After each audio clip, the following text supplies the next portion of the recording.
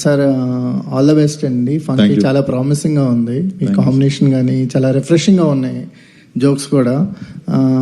అంటే మన అర్జున్ గారు మాట్లాడుతూ మీకు ఆల్ ద బెస్ట్ చెప్పారు. అంటే yesterday I forgot to mention, but town hill అని చెప్పి మొన్న వెళ్ళిన there I mention, but definitely all the best for Seetha Payanam and also all the best for couple friendly. So all the films look like very fresh for audience. So definitely ఆయన మాట్లాడింది కూడా నాకు చాలా చాలా మంచిగా అనిపించింది. So life is, I think this is life. మనకి ఈరోజు కోపం ఉంటుంది కానీ look at the round of circle of life. మళ్ళీ ఈరోజు it's very different between like same టైంలో ఫిల్మ్స్ రిలీజ్ అవుతున్నాయి. I want his film to run and he also said like very great things on interview. So definitely rooting for couple friendly and also Seetha Payanam. All the best to Shobhan also. Good ఒక good closure లాగా అనిపించింది. Even I felt same sir. సరే, circle of life.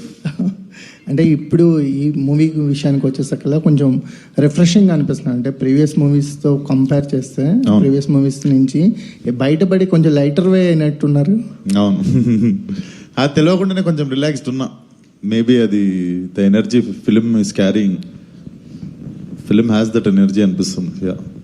Vamsi గారు సరే, అంటే మీరు అంటే ఎప్పుడు ఆడియన్స్ని ప్రిపేర్ చేయడానికో ఏమో తెలియదు కానీ కథ ఏం పెద్దగా లేదని చెప్తారు. అది అది కథకే కదా సార్, ఏం రాసినా కథకే కదా సిచ్యువేషన్ రాసి, ఎందుకని అలా చెప్పడానికి కారణం ఏంటి? అంటే కథకి సిచ్యువేషన్స్ రాయడం ఓకే, కానీ ఇప్పుడు అనుదీప్ స్టైల్ ఎలా ఉంటుందంటే పంచుల్లో వెళ్తుంది సినిమా అంతా.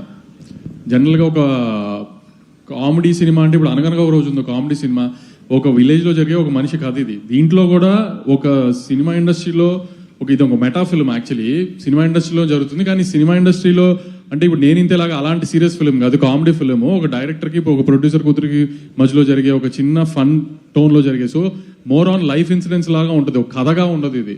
ఇప్పుడు ఒక డైరెక్టర్ ఇబ్బందుల్లో ఉన్నప్పుడు ఎలా బిహేవ్ చేస్తాడు, ఆ ప్రొడ్యూసర్ కమాండింగ్ ఉన్నప్పుడు ఎలా బిహేవ్ చేస్తుంది ఆ ప్రొడ్యూసర్ కూతురు అనేది, అలా ఒక లైఫ్ ఇన్సిడెంట్స్ మీద ఉంటుంది సినిమా.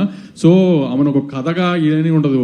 ఒక డైరెక్టర్ అనే మనిషి ఈ 2 hours ఫ్లోలో ఆ క్యారెక్టర్ మూవ్మెంట్స్, క్యారెక్టర్ ఎలా చేసింది ఇది అది అలా వెళ్తుంది సినిమా. అందుకే నేను అందరికీ చెప్తున్నాను, సింపుల్ క్యూట్ కామెడీ ఫిల్మ్ వచ్చి నవ్వుకుని వెళ్ళండి, స్కేల్లో అవి పెట్టుకుని ఏమి మెజర్మెంట్లు చేయకండి ఎక్కడ. ఎందుకంటే అలాంటిది అలాంటి సీన్లో అలా ఏం రాయడు మనోడు, మీకు తెలుసు ఆ విషయం.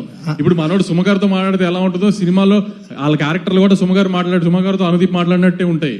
సో నవ్వు వస్తాయి, అంతేగాని దానికి లాజిక్ కానీ లేకపోతే ఇది ఎందుకు ఇలా ఉంది, ఈ సీన్తో ఈ సీన్ ఇలా వచ్చింది ఏంటి, ఈ సీన్ ఇలా ఉంది ఏంటి అంటే సెకండ్ హాఫ్లో ఒక చోట హీరో వాళ్ళు ఊరు వెళ్తారు, ఇప్పుడు ఆ ఊరు ఎందుకు వెళ్ళారు అలా ఆలోచించామనుకో. జనరల్గా మనం సినిమాలో అలా ఆలోచిస్తాం కదా, అట్లా మనోడు రాయడు అసలు. అలా ఇప్పుడు ఆ ఫ్లోలో ఒక మనిషి ఇప్పుడు మామూలుగా మనం ఇప్పుడు లైఫ్లో ఏదైనా చేస్తున్నాం అనుకో, నువ్వు కానీ నేను ఇప్పుడు ప్రొడ్యూసర్ రేపు ఏం జరుగుతుందని ప్లాన్గా చేయం కదా, అనుకునే జరుగుతూ ఉంటాయి, జరిగిన దాని ప్రకారం రియాక్ట్ అవుతాం కదా, అలా ఉంటుంది సినిమాలో. అందుకని ఆ ఫ్లో కథ అలా ఎక్స్పెక్ట్ చేయకండి అని చెప్పా. అలానే లేదు, ఒక స్టార్ట్ పాయింట్, ఒక మిడ్ పాయింట్, ఒక ఎండ్ పాయింట్ ప్రాపర్గానే ఉంటాయి.